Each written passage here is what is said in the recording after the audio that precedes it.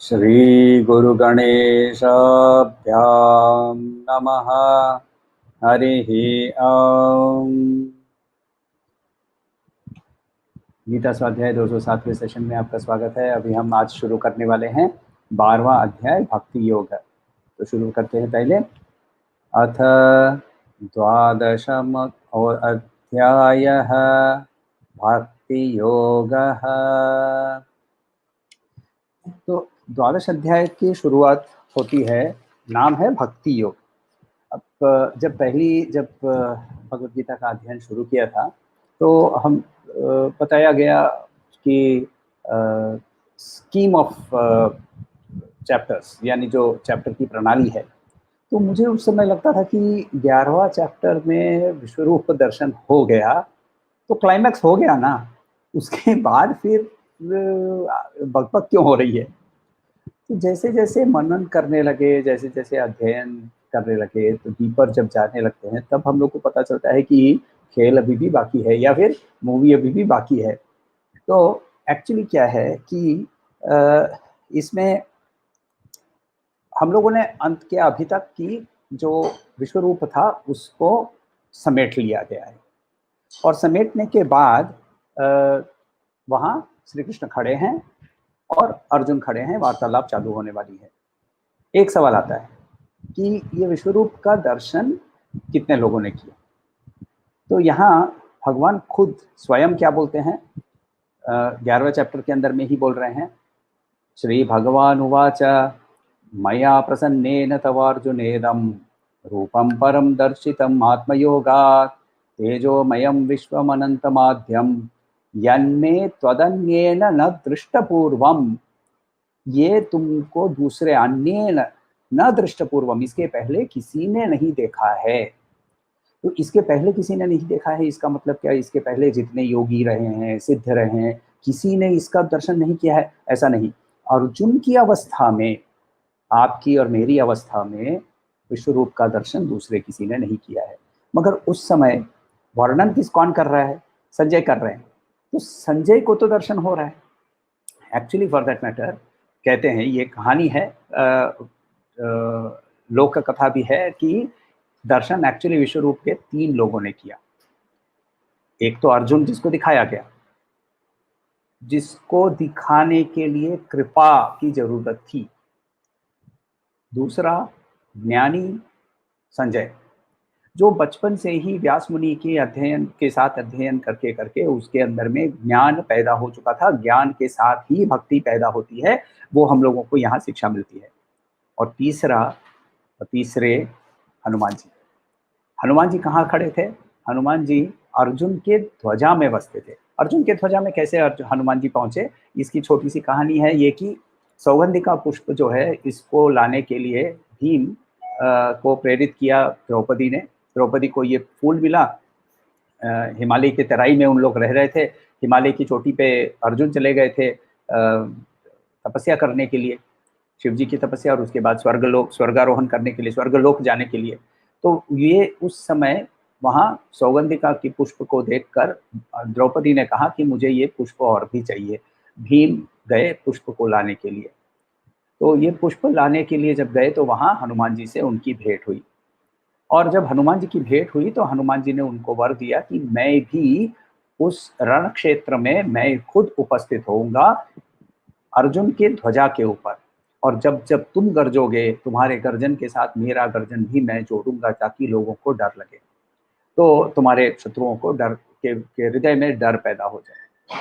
तो वो कपिध्वज ही कहते हैं अर्जुन को। कपि यानी बंदर। तो हनुमान जी वहाँ विराजमान थे। हनुमान जी को एक्चुअली लोक कथा ये है कि हनुमान जी ने श्री रामचंद्र को कहा कि हे प्रभु, मुझे आपका विश्व रूप का दर्शन करना है। रामचंद्र ने कहा, इस अवतार में मैं विश्व रूप का दर्शन नहीं दिखाऊंगा, तुमको अगले अवतार में इसका दर्शन जरूर मिलेगा।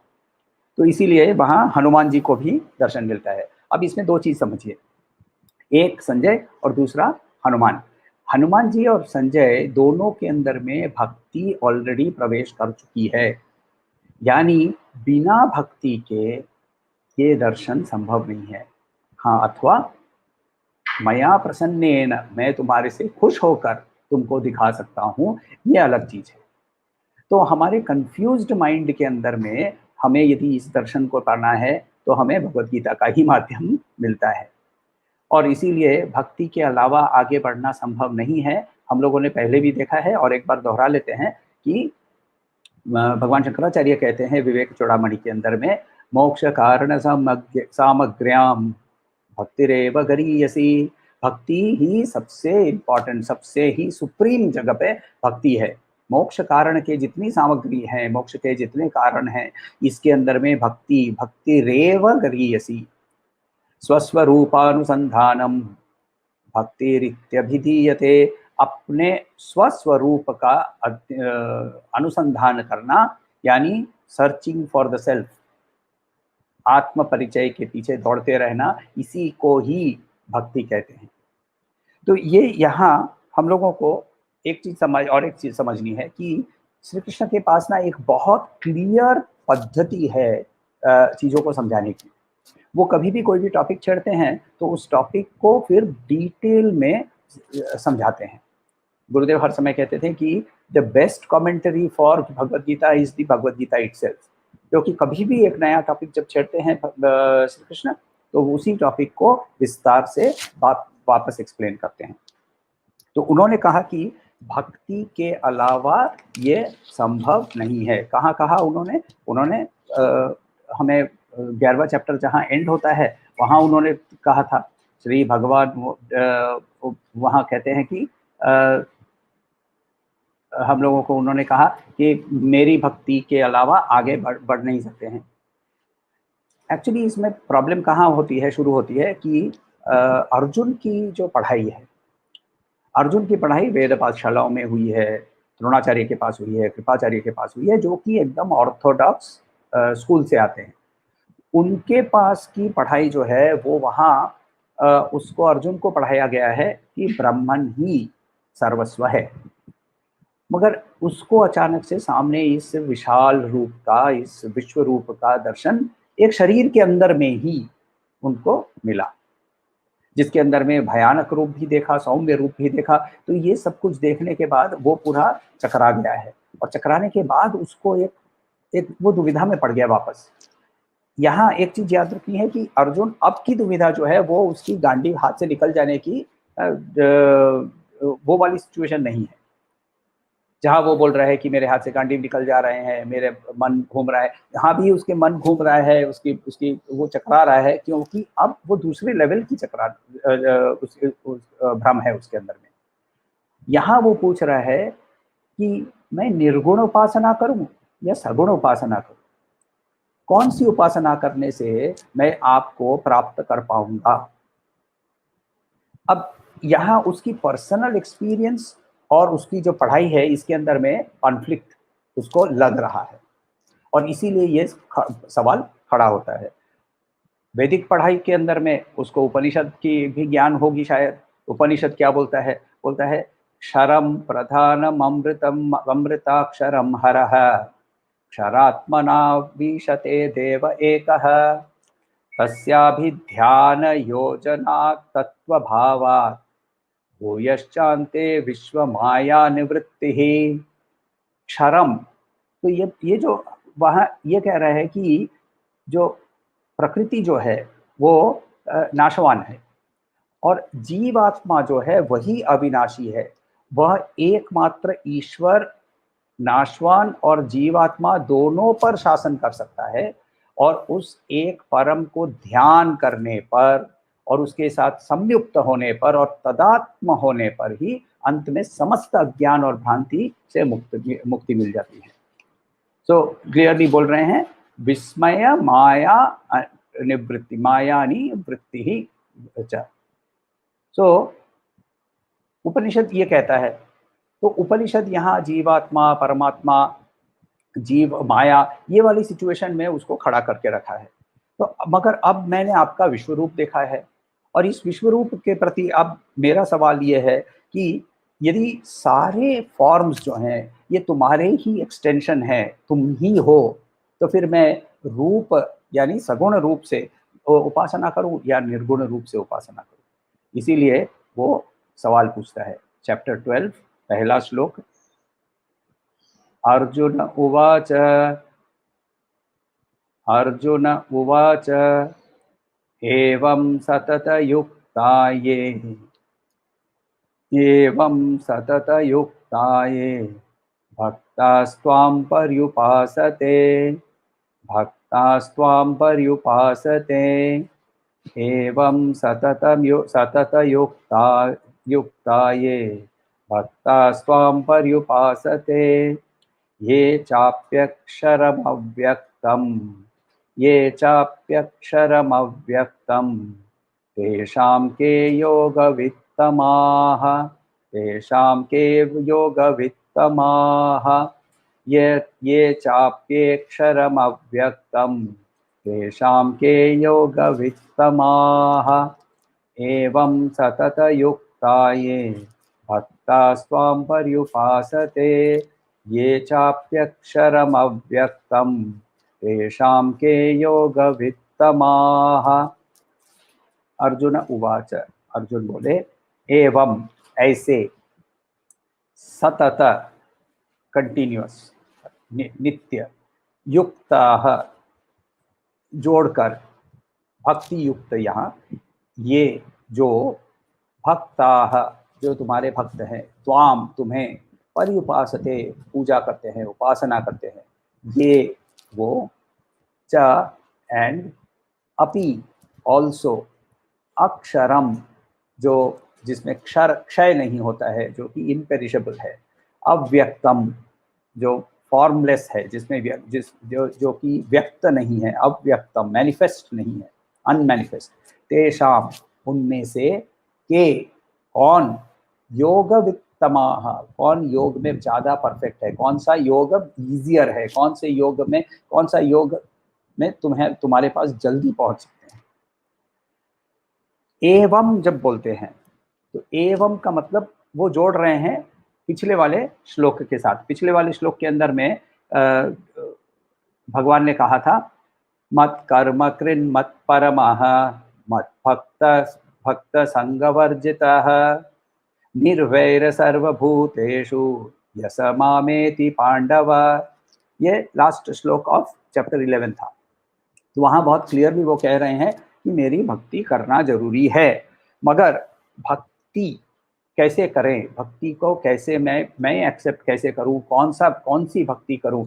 यहाँ वो पूछ रहे हैं, अर्जुन पूछ रहे हैं कि ये जो नित्य तुम्हारे इस रूप के, सगुण रूप से तुम्हारी पूजा करते हैं, ये और तुलनामूलक रूप से दूसरे जो कि तुम्हारी नित्य पूजा, सगुण नित्य उपासना निर्गुण रूप से करते हैं, इनमें से कौन तुम्हारे मत में, कौन किसके लिए कौन सा ये कौन सा इसमें से इजी है, कौन सा परफेक्ट है। योगवित्तमः, उत्तम, उत्तम से योगवित्, उत्तमः योगवित्तमः, तो उसमें उत्तम कौन है। अब यहाँ ये जो वर्ड है भक्ति, इसका मूल वर्ड क्या है देखना चाहिए। मूल वर्ड जो है वो है भज। सो संस्कृत में धातु होते हैं, रूट वर्ड्स होते हैं। तो जैसे हम लोगों ने धरती का रूट वर्ड देखा था, धृ, धृ का मतलब होता है पकड़ के रखना, वैसे वहां से धरती, धृ का मतलब पकड़ के रखना, वहां से धर्म। तो वैसे ही वैसे ही भक्ति का मूल शब्द जो है, मूल रूट वर्ड जो है, वर्ब जो है, वो है भज। भज का मतलब होता है विभाजन, वहां से आता है। किस चीज का विभाजन? इस अनरियल जो है, जो कि असत है, इससे विभाजित होकर सत के साथ जुड़ना, इसको भक्ति कहते हैं। इसके अलावा भज का मतलब और एक चीज होता है कि पूजन करना, उपासना करना। श्री रामकृष्ण परमहंस इसके बारे में बहुत सुंदर से कहते हैं कि इस दुनिया के अंदर में जब तक हमारे पास शरीर है तब तक हम व्यावहारिक सत्ता के बाहर हम नहीं जा सकते हैं। सब कुछ ब्रह्मन है, हम इंटेलेक्चुअली मान भी लेते हैं, मान लीजिए। तो इंटेलेक्चुअली क्यों, यदि हम ज्ञानदेव महाराज की अवस्था में पहुंचे, जिनके पास सब कुछ ही ब्रह्मन की अवस्था में वो विचरण कर रहे थे, उनके लिए भी ईंट, भैंस, शेर, ये सब अलग अलग था। उनकी कहानी यदि आप पढ़ें तो ये आपको ये उनके बारे में पता चलेगा। तो वहां जब हम तो, और इसके बारे में और एक कहानी बहुत सुंदर सी है कि माहौत के ऊपर माहौत हाथी के ऊपर चढ़ कर आ रहा था और हाथी मस्त था। तो मस्त हाथी के कारण लोग इधर उधर भाग रहे थे। शिष्य खड़ा रहा और बोलता है कि नहीं, मैं भी ब्राह्मण हूँ, हाथी भी ब्राह्मण है। जब उसको उछाड़ के पछाड़ा, इंजरीज हुई। बाद में उसको गुरु ने पूछा कि भाई तुम हटे नहीं क्यों? तो वो बोलता है कि मैं भी ब्राह्मण, हाथी भी ब्राह्मण, क्यों ब्राह्मण ब्राह्मण के लिए क्यों हटेगा? तो गुरु ने पूछा कि भाई माहो तू भी ब्राह्मण है, माहो ऊपर से बोल रहा है हट जाओ, तो वो क्यों नहीं सुना तुमने? व्यावहारिक सत्ता और परमार्थिक सत्ता के अंदर में अंतर जब तक हमारे पास शरीर है तब तक ये रहेगा ही।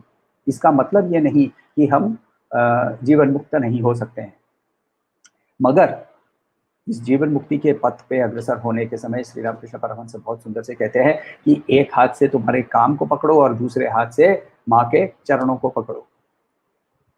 तो और जब भी काम से हाथ छूट जाए, तुरंत दोनों हाथ से माँ के चरण पकड़ लो। माँ के हाथ से जो चरण पकड़ा हुआ है वो नहीं छोड़ना। तो ये जो ऐसी जो भक्ति है, इसमें से इजीएस्ट कौन सा है? ये है अर्जुन का सवाल। अब इतने दिन से हम लोग श्री कृष्ण के तरीके को और उनके बोलने की शैली को और ये सब हम समझने की कोशिश कर रहे हैं, हम देख रहे हैं। तो ये सोचिए कि श्री कृष्ण क्या डायरेक्ट आंसर देंगे? क्वेश्चन को ही समझ के हम लोगों को समझ में आ जाना चाहिए कि श्री कृष्ण इसके अंदर में ब्लैक एंड व्हाइट वाला आंसर कभी भी नहीं देते हैं। जब हमारी ना ये सोचने के अंदर में एक प्रेजुडिस, एक जजमेंट होती है। हम लोगों ने जब पहले 2-3 चैप्टर कर रहे थे तब हम लोगों ने एक अभ्यास भी किया था, जिसके अंदर में हम लोगों ने अपनी जजमेंट करने की जो प्रक्रिया होती है इसको स्थगित करने की कोशिश की थी। हमारे अंदर में ये जजमेंट करने की कैपेसिटी या जजमेंट करने की जो एक टेंडेंसी होती है, ये नेचुरल है हमारे अंदर में, जब तक हम इससे कोशिश करके मुक्त नहीं होते हैं। तो क्या होता है कि ज्ञान योगी जो है वो बोलता है ये क्या इन लोग हाथ में ऐसे ऐसे करके रोटी बनाते रहते हैं, इतने दूर तक की तोतापुरी जैसे ज्ञानी व्यक्ति जो कि श्री रामकृष्ण परमहंस को जिन्होंने अद्वैत का ज्ञान दिया था, वो उन्होंने रामकृष्ण परमहंस को कहा ये क्या रोज शाम को बैठ के रोटी बनाते हो, हाथ से रोटी बनाते हैं ना, तो वैसे जहाँ बेलते नहीं है तो हाथ से बनाते हैं, तो वहां तो ये क्या रोज रोज रोटी बनाते रहते हो? तो ये एक जजमेंट है। और भक्ति योग वाले बोलते हैं ये लोग तो निराश है, इनके पास कुछ है ही नहीं। तो ये प्रेजुडिस श्री कृष्ण के अंदर में नहीं है। श्री कृष्ण एकदम साइंटिस्ट है, सब्जेक्टिव साइंस है मगर बहुत क्लियरली साइंटिस्ट है। और वो हम लोग कहते हैं ना कृष्णम वंदे जगतगुरुम, कृष्णम वंदे जगतगुरुम इसीलिए क्योंकि वो हमें आंसर कभी भी डायरेक्टली नहीं देंगे, वो हमें सोचने पर मजबूर करेंगे। और अच्छा टीचर वही होता है जो अपने शिष्य को सोचने पर मजबूर करे, ये नहीं कि रट्टा माराए। हुमायूं का बेटा कौन? अकबर। हुमायूं का बेटा कौन? अकबर। हुमायूं का बेटा अकबर। हुमायूं का बेटा अकबर। ये अध्ययन नहीं है, ये शिक्षा नहीं है। हुमायूं का बेटा अकबर होने के कारण हमारे जीवन शैली में क्या फर्क पड़ा, इसके बारे में यदि सोचने के लिए मजबूर करे तो ही शिक्षा हो रही है। श्री कृष्ण बहुत वो जगत गुरु हैं और इसीलिए हमें डायरेक्ट आंसर कभी भी नहीं देंगे और हमें सोचने पर मजबूर करेंगे। तो इसीलिए ये वाले श्लोक से लेकर अगले माने दूसरे श्लोक से लेकर उन 18 और श्लोकों में, ये चैप्टर छोटा चैप्टर है, 20 श्लोक ही है, पर एक एक श्लोक के अंदर में बहुत डेप्थ है। तो ये 20 उनमें से 19 श्लोकों में जहाँ श्री कृष्ण बात करते हैं, उन श्लोकों के माध्यम से हमें सोचने पर मजबूर करने वाले हैं। ये सवाल बहुत अच्छा सवाल है सगुण उपासना करे, निर्गुण उपासना करे, रूप का दर्शन तो हुआ है। जो कि निराकार है उसकी परिचय भी हो चुकी है। चैप्टर 6 के अंदर में हम लोगों को उसकी परिचय हो जानी चाहिए थी, नहीं हुई वो अलग चीज है, हम लोगों की अभ्यास की कमी है। तो वो यदि हमें वो हमें परिचय हुआ है, एटलीस्ट इंटेलेक्चुअली हम लोग उसको बुद्धि के माध्यम से, एटलीस्ट विचार के माध्यम से हम एटलीस्ट इतना समझ चुके हैं कि हम शरीर नहीं है, मनस नहीं है, बुद्धि नहीं है, हम आत्मन है, इसकी हमें परिचय हो चुकी है। एटलीस्ट बौद्धिक रूप से हमें ये परिचय हो चुका है। तो उसके बाद ही, ज्ञान के बाद ही भक्ति आ सकती है। और इसीलिए वहाँ एक series of statements Shri Krishna करने वाले हैं, जहाँ की हमें धीरे धीरे धीरे धीरे डीपर जाकर हमें खुद ही इसके बारे में सोचकर हमें खुद ही हमारे लिए आंसर ढूंढना है, सब आंसर निकाल के देना है। दूसरा श्लोक लीजिए। दूसरे श्लोक के अंदर में श्री कृष्ण बोलते हैं, शुरू करते हैं ये चैप्टर के अंदर में उनका बोलना। श्री भगवान उवाच, श्री भगवान उवाच, मय्यावेश्य मनो ये माम्, मय्यावेश्य मनो ये माम्, नित्ययुक्ता उपासते, नित्ययुक्ता उपासते, मय्यावेश्य मनो ये माम्, नित्ययुक्ता उपासते, श्रद्धया परयोपेताः, श्रद्धया परयोपेताः, ते मे युक्ततमा मताः, ते मे युक्ततमा मताः, श्रद्धया परयोपेताः, ते मे युक्ततमा मताः। यहाँ वो संधि मैंने तोड़ ली है, इसीलिए वहाँ विसर्ग है परयोपेताः, और ते वो वहाँ आपके किताब में शायद पुस्तक के अंदर में परयोपेतास्ते, तो वो संधि एक साथ होने के कारण, तो यदि एक साथ पढ़ें तो श्रद्धया परयोपेतास्ते में युक्ततमा मताः, ये करेक्ट रीडिंग होगा यदि हम नॉर्मल डायलॉग के हिसाब से बोल रहे हैं। मगर जब चैंटिंग करेंगे तो वहाँ तोड़ के कर रहे हैं, इसीलिए यहाँ श्रद्धया परयोपेताः। श्री भगवान बोलते हैं, भगवान उवाच, मयि में मुझ पर, आवेश्य, आवेश्य फिक्स करना, आवेश्य वर्ड हम लोग थोड़ा सा पढ़ा अध्ययन करेंगे इस पर। आवेश्य फिक्स करना, जोड़ना, मनः मन को, ये जो, माम मुझे, नित्य युक्त मुझसे जुड़े हुए, उपासते पूजा करते हैं, उपासना करते हैं, श्रद्धया श्रद्धा के साथ, परया बेस्ट, उपेताः यानी उनके पास वो साधन है, वो मिले हुए हैं, ते वो, में मुझसे, युक्ततमा वही उत्तम है, सबसे ऊंचे है, मताः मैं सोचता हूँ ऐसा। तो यहाँ से कृष्ण बोल रहे हैं कि जो मेरे पर मन को फिक्स करते हैं, मेरी और श्रद्धा से मेरी उपासना करते रहते हैं, और वो ही सबसे उत्तम योगी हैं। आंसर किया? श्री कृष्ण आंसर नहीं करेंगे, श्री कृष्ण हमें प्रेरित करेंगे सोचने के लिए। देखिए, यदि हम लोगों को कहीं जाना है तो डेस्टिनेशन पहले डिसाइड करना जरूरी है। लॉन्ग ड्राइव नहीं, हम लोगों को कहीं एक स्पेसिफिक जगह पे जाना है तो डेस्टिनेशन हम लोगों को डिसाइड करना है। डेस्टिनेशन डिसाइड करने के बाद साधन क्या यूज करेंगे, माध्यम क्या यूज करेंगे, वाहन क्या यूज करेंगे, वह वाहन जो लेकर जाता है वहती, तो वहां से वाहन, तो जो कौन सा वाहन यूज करेंगे ये भी हमें डिसाइड करना है। अब ये जो वाहन हम डिसाइड करेंगे वो हमारे लिए सूटेड होना चाहिए। यदि वो मेरे लिए सूटेड नहीं है, मुझे क्लॉस्ट्रोफोबिया है, मान लीजिए क्लॉस्ट्रोफोबिया यानी बंद जगहों में घुसने से ही मुझे डर लगने लगता है, मुझे पसीना आने लगता है, मैं प्लेन में नहीं बैठ पाऊंगा। या फिर मुझे हाइट से डर लगती है, मैं प्लेन में नहीं बैठ पाऊंगा। मुझे गाड़ी में बैठने से जो गाड़ी का जो मोशन होता है उससे मुझे उल्टी हो जाती है, मैं गाड़ी में नहीं बैठ पाऊंगा। ट्रेन में बैठता हूँ तो उसकी जो घड़घड़ होती है उसके कारण मुझे नींद नहीं आती, तो मैं नींद ट्रेन में भी नहीं जा पाऊंगा, पैदल चलो, वही सूटेड है तुम्हारे लिए। तो जिसके लिए जो सूटेड है वैसा ही, उसके लिए जो उचित है वैसा ही वो वाहन चूज करेगा। और यदि हम वाहन सही चूज करते हैं, लक्ष्य यदि सही है और वाहन यदि सही चूज करते हैं, तो यात्रा सफल रहती है और सुगम रहती है।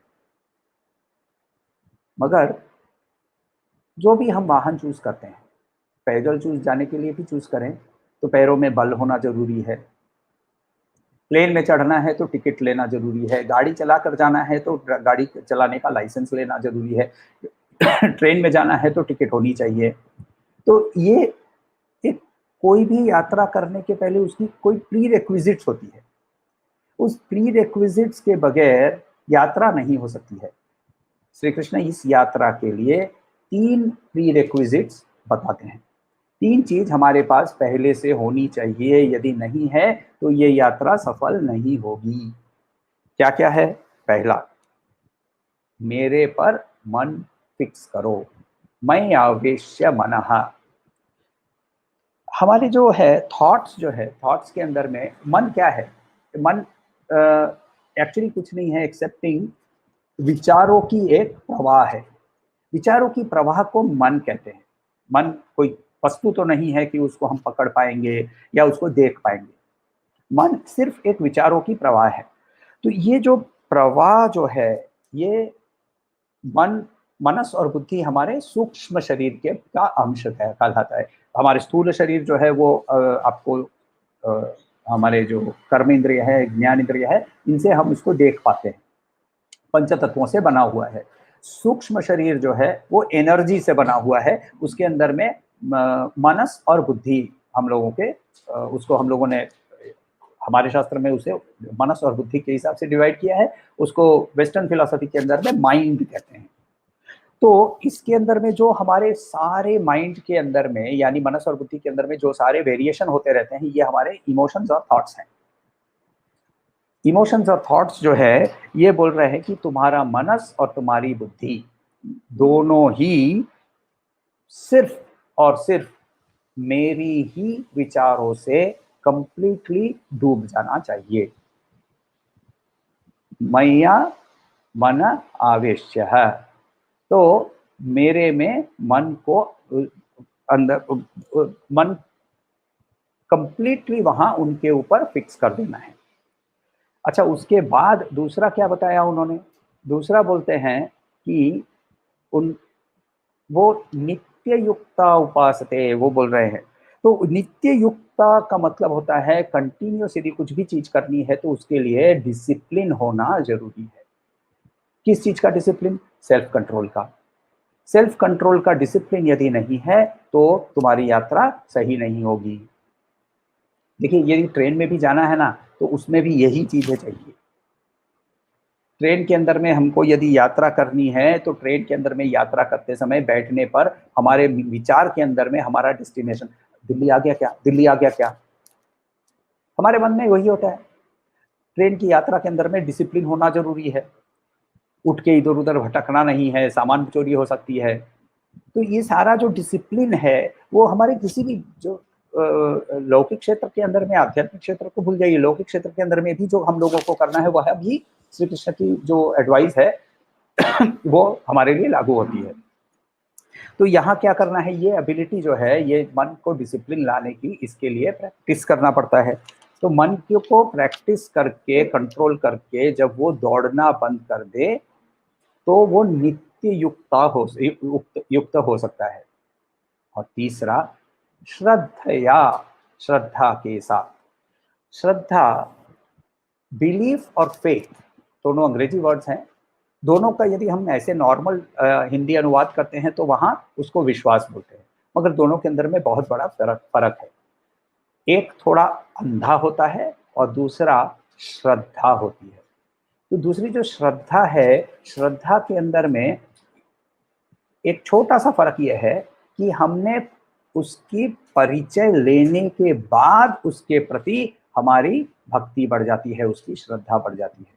जब विश्वास अंधा होता है तब हम कभी भी बुद्धि से उसकी कोई उस पर कोई हम विचार नहीं करते हैं। बिना विचार किए ही यदि हमारे अंदर में एक सो कॉल्ड भक्ति आती है तो वो अंधविश्वास है। आजकल ये जो वर्ड है भक्त, ये थोड़ा सा डिरोगेटरी वर्ड हो गया है। किसी एक राजनीतिक पार्टी के लोगों के को का डिस्क्रिप्शन भक्त बोलकर दिया जाता है। वो जो वहाँ जो भक्त वर्ड यूज किया जा रहा है उसका मतलब है अंधविश्वासी। सचमुच की भक्ति जो है वो हनुमान जी की भक्ति है। राम को पहचानने के बाद उसके राम के प्रति भक्ति होती है। तो वहाँ ये है कि मुझे पता है कि श्री कृष्ण वहाँ डेस्टिनेशन पर गए हुए हैं, श्री कृष्ण दिल्ली गए हुए हैं, श्री कृष्ण को पता है कि गोल मार्केट कहाँ है, कनॉट प्लेस कहाँ है, ये वो देख कर आए हैं। आने के बाद हमें बता रहे हैं कि वहां जाओ, ऐसे जाओ, ऐसे जाओ। तब हम पहले उसको ये जानने की कोशिश करते हैं सचमुच गए थे क्या, विश्व रूप दर्शन देख लिया था, जरूर गए थे। तो यदि ये देखने के बाद ही हमारे अंदर में भक्ति जाग सकती है। तो यहाँ श्री कृष्ण क्या कह रहे हैं कि ज्ञान हो, कर्म हो, भक्ति हो, कोई फर्क नहीं पड़ता, तुम्हारा मन मेरे पास लेकर आओ। फिजिकली, शारीरिक रूप से तुम हाईएस्ट लेवल पर पहुंच चुके हो। क्यों? क्योंकि तुमको मनुष्य जन्म मिल चुका है। भगवान शंकराचार्य विवेक चूड़ामणि के अंदर में 9 स्टेप्स के बारे में बताते हैं, जिसके अंदर में पहला स्टेप है मनुष्य जन्म। 84 लाख योनियों को पार करके मनुष्य जन्म मिल चुका है। हाईएस्ट इवोल्यूशन तुम्हारा हो चुका है। फिजिकली तुम्हारे अंदर में जो कुछ है वो इनफ है। तुम्हारा मन जो है वो मेरे पास लेकर आओ। तो ये तीनों, ये जो जिसके अंदर में जिसने मन मेरे पास रखा है, जिसके अंदर में डिसिप्लिन है और जिसके अंदर में श्रद्धा है, ये सबसे बेस्ट योगी है, यही सबसे बेस्ट भक्त है, यही सबसे बेस्ट ज्ञानी है, यही बेस्ट कर्म योगी है। तो इसीलिए श्री कृष्ण ने यहाँ भक्ति योग की शुरुआत के अंदर में ही बड़े बड़े 3 प्रीरेक्विजिट्स हमारे सामने रख दिए। मन उनके ऊपर फिक्स करना, सेल्फ कंट्रोल की डिसिप्लिन लाना और श्रद्धा समेत उनके प्रति मन को, उनके पास मन को रखना। भक्ति एक्सटर्नल रिचुअल नहीं है। भक्ति का मतलब ये नहीं है कि मैं मंदिरों में घूम रहा हूँ, मैं यात्रा कर रहा हूँ। यात्रा करना जरूरी है, यात्रा करें, मंदिरों में भी घूमें, पूजा भी करें। मन कहाँ है? यात्रा कर रहे हैं और मन है कि अरे अभी ना ऑफिस में क्या हो रहा होगा।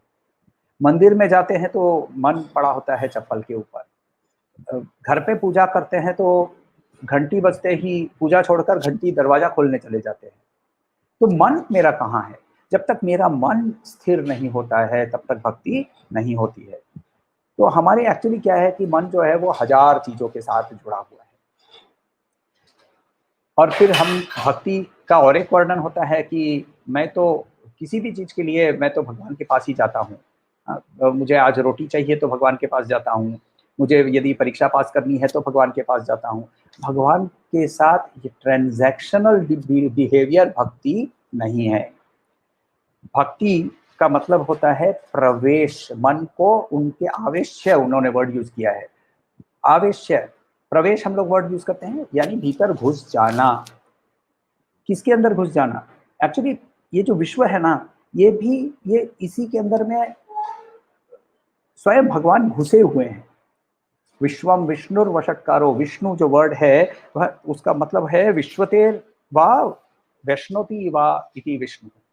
ये विश्व के अंदर में जो जिसने प्रवेश कर लिया है, वो प्रवेश करके उसके अंदर में जहां बैठे हुए हैं। ये उपनिषद भी उनको डिस्क्रिप्शन करते हुए यही कहता है। उपनिषद कहता है कि सो कामयत बहुस्या प्रजा येति स तप्यो तपोतप्यतः स तपस्तप्त्वा इदं सर्वं सृजतः।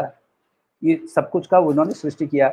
यदिदं किंच तत् सृष्टा तवे तदेवानु प्राविशत, जो सृष्टि करके प्राविशत उसके अंदर में घुसे, वो तदनु प्रविश्य, तो कहाँ घुसे?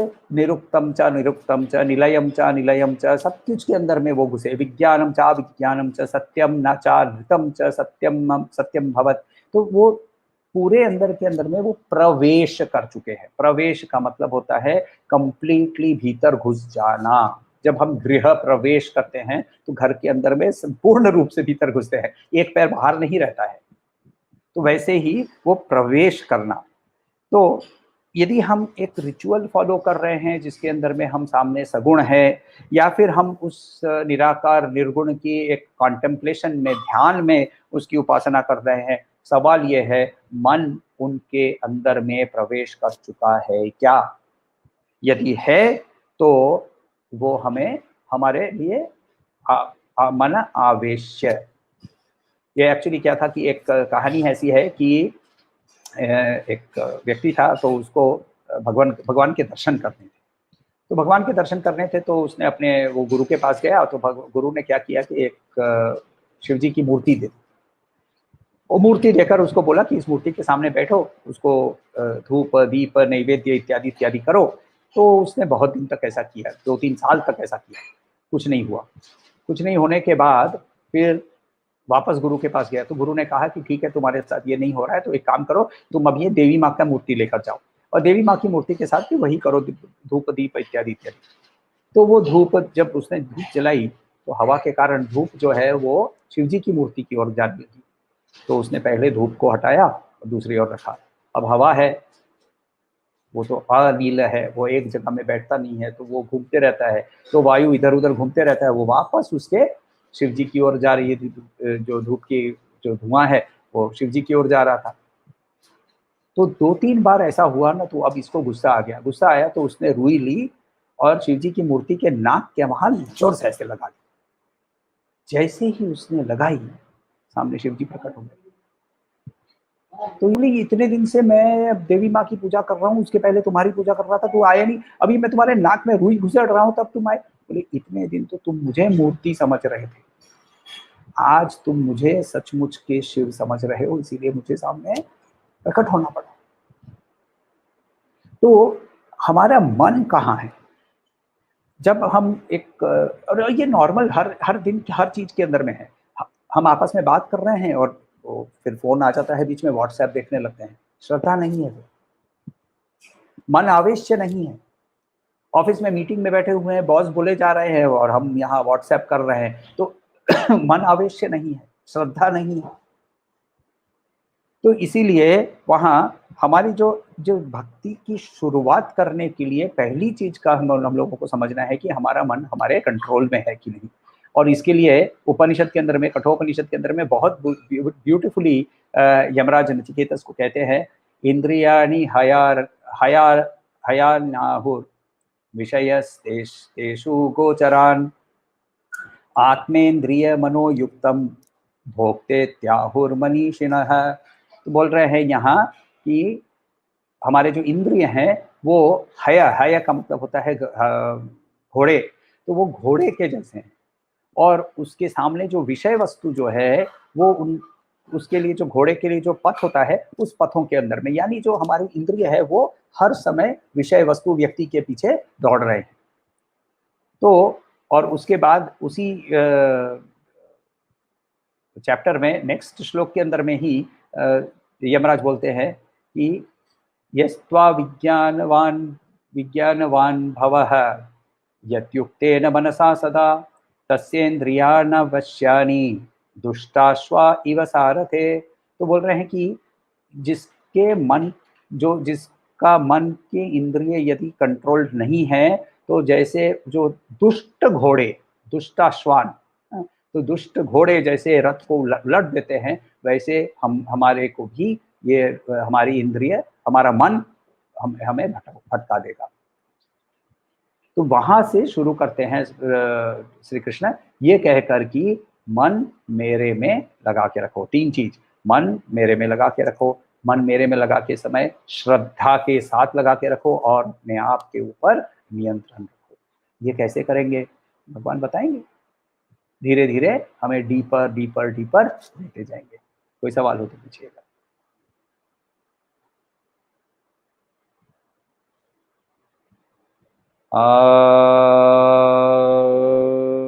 शांति शांति शांति। हरि ओम। श्री गुरुभ्यो नमः। हरि ओम।